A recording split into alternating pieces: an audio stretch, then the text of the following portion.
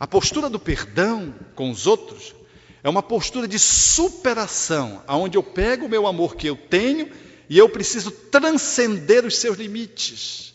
Se eu tenho o meu filho morre, eu preciso entender que tem outros filhos, eu posso dar um sentido para esse amor.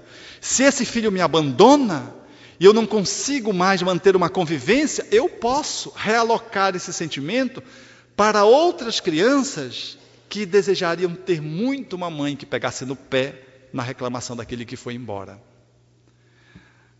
Esse movimento de amar um pouquinho mais e qualificar o amor é o que vai dar sentido para que o perdão ele se estabeleça. Na nossa instituição, nós vimos esse exemplo fantástico de uma mãe que estava atendendo o seu filho através de uma médium que entrou em transe e fez um transe inusitado.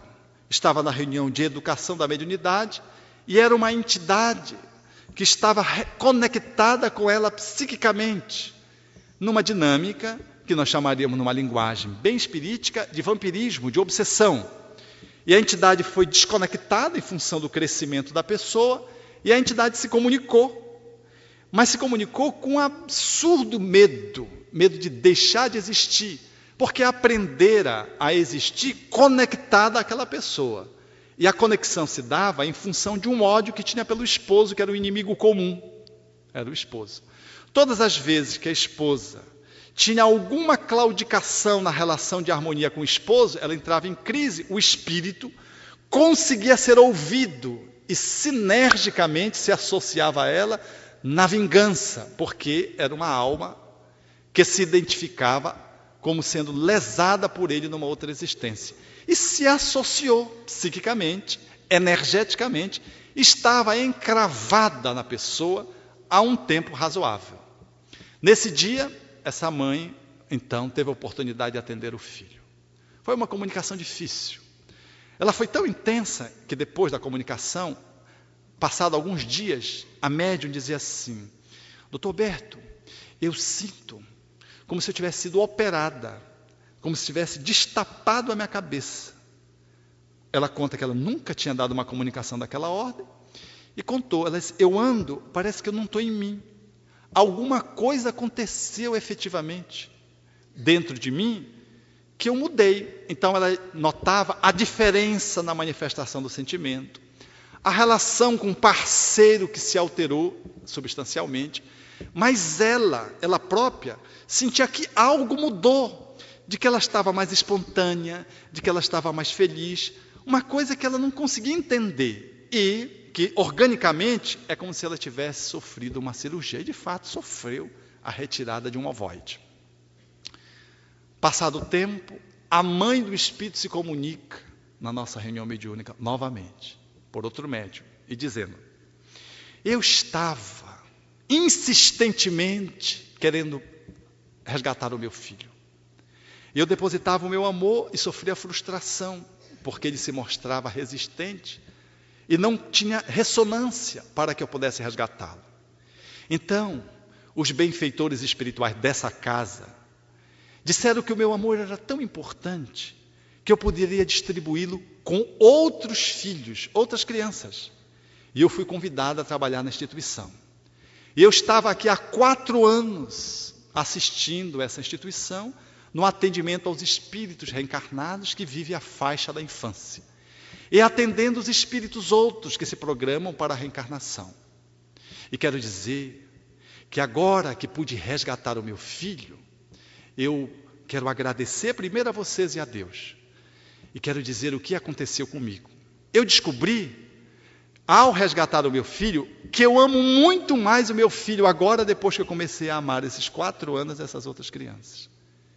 E eu descobri que eu não tenho só um filho, que eu tenho outros filhos agora. Veja que beleza. Esse é o sentimento da superação do perdão. Quando eu mobilizo o meu sentimento, que foi negado, traído, por uma imagem que eu idealizei, por alguém que não conseguiu me corresponder, por alguém que me trai, por alguém que me abandona, por alguém que falece, por alguém que é lesado por um homicídio, por exemplo, quando eu sou lesado de algum modo nesse sentimento, se eu redimensionar esse sentimento, eu sou capaz de, quando me reencontrar com aquela pessoa, ou sou capaz de reestabelecer um relacionamento com aquela pessoa num outro nível que necessariamente é superior.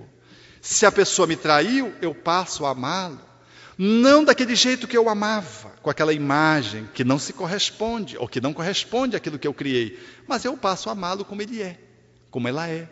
E passo a amá-lo num nível ainda mais superior, ainda que não haja possibilidades, por exemplo, na vida, para um reconciliamento conjugal, porque às vezes a lesão foi de tal ordem que a interação conjugal ela não consegue mais se estabelecer, porque o nível de amorização ele se estabelece agora numa outra perspectiva fraterna e não mais conjugal, da amizade, do companheirismo, não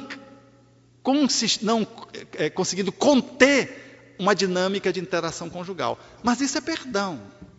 Portanto, o perdão é uma posição na qual eu consigo fazer uma mobilização do meu sentimento numa postura de coragem, de determinação, e eu passo para me apresentar diante dos outros e da vida grande, maior do que eu era antes, a despeito de ter sofrido.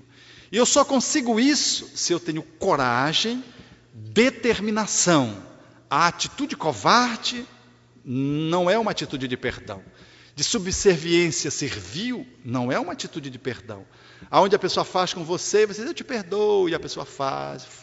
Não, isso não é uma atitude de perdão. Às vezes é uma atitude de conivência com ela, estimulando a ela a continuar no erro.